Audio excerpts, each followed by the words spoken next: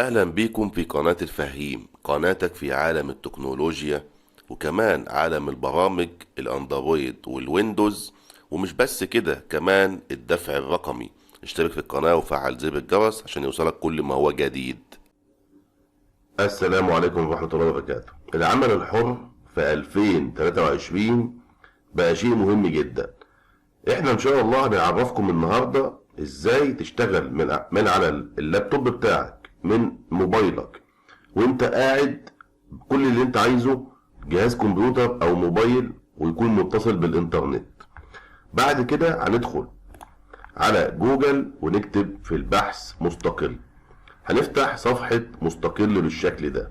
منصة مستقل منصة للعمل الحر او احدى منصات العمل الحر، عشان خاطر نبقى متكلمين كده، اللي هو ده احدى منصات العمل الحر.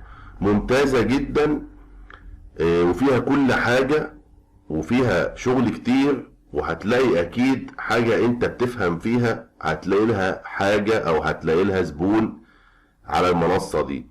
احنا هنا هنعمل حساب جديد وهنمشي مع بعض بالخطوات واحدة واحدة. عايزك تركز معايا جدا عشان خاطر الحساب بيتعمل وبتدخل بيه وبتسجل بيه وبتكون بتدور بقى على شغل عن طريق الحساب ده. احنا ممكن نقول له باستخدام جوجل عشان خاطر ننجز الموضوع، وهتختار الاكونت بتاع جوجل. هنكتب هنا الاسم بتاعنا،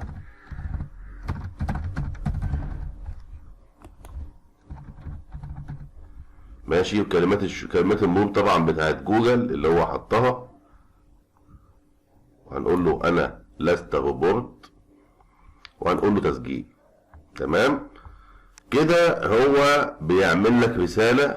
انت هي ممكن تسيف لو انت عايز تدخل من نفس الحساب ده تاني او نفس الموقع ده تاني. هتقول له سيف. قال لك تمت عملية التسجيل بنجاح، يمكنك تفعيل حسابك عبر الرسالة التي ارسلناها لبريدك الالكتروني. انت هتشوف بريدك الالكتروني ايه، وهتيجي داخل على البريد اللي هو الجيميل بالشكل ده. تمام، وهنفعل الحساب. وصل لك اهو حسابات حاسوب. تمام، حاسوب اهو.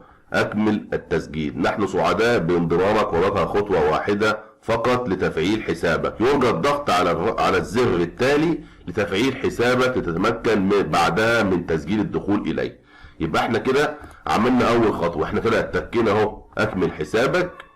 تمام، وهيظهر لنا هنقول له مثلا احنا هنا على مستقل اهو، ان احنا كنا مسجلين على مستقل. دي كلها تابعة للحاجة بتاعتنا او البرنامج بتاعنا تابع مستقل. تمام، قال لك هنا دخل اسم. انا هنا عملت اسمي محمد، بعد كده حطيت اول حرف من اسمي ام وتاني حرف من اسمي دبليو.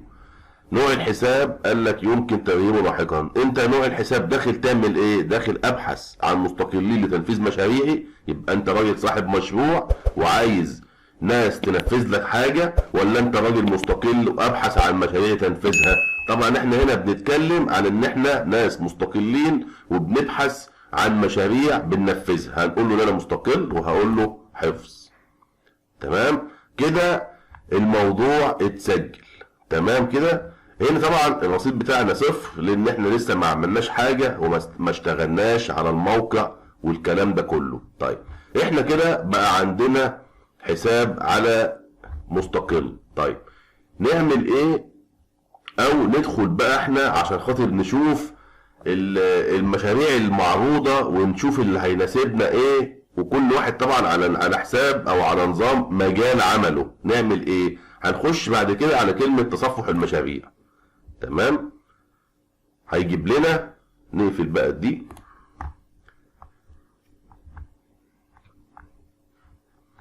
هنا جاب لك ايه بقى؟ جاب لك المشاريع اللي هي مطلوبة.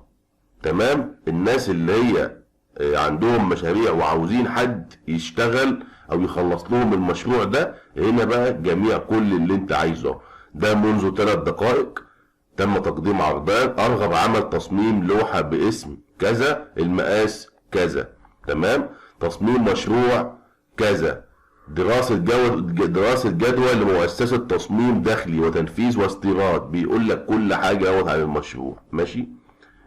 دراسة جدوى لمشروع في السعودية، درجات قراءة المشروع وتفاصيله جيدا، وإرسال العرض بكامل التفاصيل. دراسة شاملة المشروع من الفكرة إلى السوق. المشروع عبارة عن مؤسسة متخصصة بالتصميم الداخلي والإشراف. طيب وهكذا. طيب انت بقى بتشوف انت هنا ماشي التصنيف اهو، اعمال وخدمات استشارية. انت راجل مبرمج، راجل تطوير مواقع، بتفهم في الحاجات دي، راجل مهندس عندك عبارة تصميم داخلي، تصميم فيديو، صوتيات، راجل بتعمل تسويق، ليك في التسويق الالكتروني، ليك في كتابة وتحرير المقالات، ليك في ترجمة الكلام والمقالات، كل اللي انت عايزه هتلاقيه هنا. طيب لو احنا مثلا قلنا ان احنا بنفهم في التصميم الداخلي وعجبنا المشروع ده واحنا عايزين ننفذه، بنخش كده على المشروع، ماشي، بيكتب لك هنا منذ 6 دقائق، بيقول لك الميزانية هنا من $100 إلى $250، مدة التنفيذ يومين، تمام. قال لك ان انا ايه، هديلك من $100 الى $250. المبلغ ده انت بتحدد وبتقدم عرض لو انت عجبك النظام وعجبك الشغل. هنا كاتب لك تفاصيل المشروع، لازم تقراها كويس جدا جدا وبتفهم فيها كل حاجة. لو انت خلاص فاهم الكلام ده كله وتقدر انك انت تشتغله وتحقق الموضوع ده، هنا بتقدم على عرض. طبعا هنا بيقول لك لا يمكنك ان تقدم عرضا على هذا المشروع لانك لم تكمل ملفك الشخصي بعد. طبعا احنا هنا بنكمل الملف الشخصي ماشي بتاعنا، بيطلب منك رقم الجوال بتاعك وحبة بيانات كده وبتسجلها اهو، التخصص والمسمى الوظيفي. طبعا احنا هنا كل واحد بيكتب بقى ايه، بيكتب تخصصه ايه والمسمى الوظيفي بتاعه ايه، ماشي، والنبذة التعريفية انت بتفهم في ايه وفي ايه، والمهارات اللي عندنا ايه، والفيديو التعريفي لو انت عندك فيديو على يوتيوب او كده، وحسابك على بيكيليا لو انت عندك حساب، وبتعمل حفظ. بعد كده بتقدر انك انت تقدم. طبعا ممكن تحط هنا صورة عن طريق تعديل الحساب وتأكيد رقم الهاتف وكده. لما يتم تأكيد رقم جوالك بتأكد رقم التليفون بتاعك وهكذا، عشان خاطر تبدأ انك انت تكون يعني شخص ذو مصداقية للموقع ده، عشان خاطر يتأكد انك انت راجل فعلا شغال وعايز تشتغل وتنتج وكده. بس انا بقول لك ان الموضوع شغالين والناس كتير بتقدم على مشاريع وعلى عايزه ناس تشتغل زي ما انتم شايفين. يعني احنا لو دخلنا تاني كده دي كلها مشاريع مطلوبه، يعني منذ ساعه ماشي. لو طلعنا فوق هتلاقي الموضوع منذ 3 دقايق، ولو عملنا تحديث ابديت للصفحه هتلاقي اكتر وهكذا. وجميع الشغل هنا موجود. مثلا لو احنا بمجرد ان احنا نختار كتابه مثلا وتحرير وترجمه وكده، لو احنا علمنا عليها كده هتلاقيه دلوقتي حمل اهو، وهيجيب لك الشغل في الكلام ده. كاتب سيناريو لإنتاج أفلام، مطلوب كاتب محتوى بمجالات مختلفة، كتابة محتوى ثقافي وهكذا. فأي واحد عنده مهارة من المهارات دي يقدر بكل سهولة دلوقتي إن هو يشتغل عن طريق الإنترنت. وطبعا المبالغ والحاجات دي كلها لو اخترنا مثلا كاتب محتوى بمجالات مختلفة هنشوف كده العرض بتاعه ايه ظروفه. هنا قال لك الميزانية من 25 ل $50، مدة التنفيذ 10 أيام، متوسط العروض وصل عروض لحد $44، عدد العروض 27. طبعا انت بتقدم وبتقرا الشغل ده كله بتشوفه مناسب معاك مناسب. طب وانا مثلا مناسب معايا، طب انا هحدد مثلا ايه، والله الراجل هنا صاحب الشغل بيقول من 25 ل 50، انا بقى بقدر الشغل ده اللي هو مطلوب ده في دماغي كميزانية، وبعد كده بقول مثلا والله لا ده الشغل ده يتكلف $40 كفاية قوي، حلوين عليا مثلا. يعني في نيجي احنا هنا نازلين عاملين تقديم زي الناس اللي هم مقدمين عروضات دول، تمام.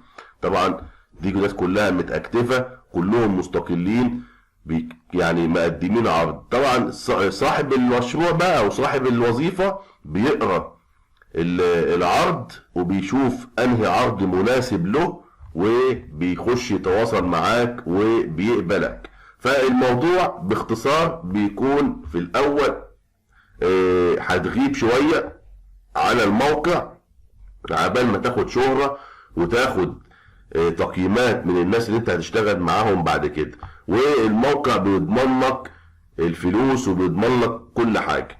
فأرجو ان انتوا تكونوا استفدتوا من الفيديو ده والمعلومة دي. اشوفكم ان شاء الله في يوم جديد وفي معلومة جديدة.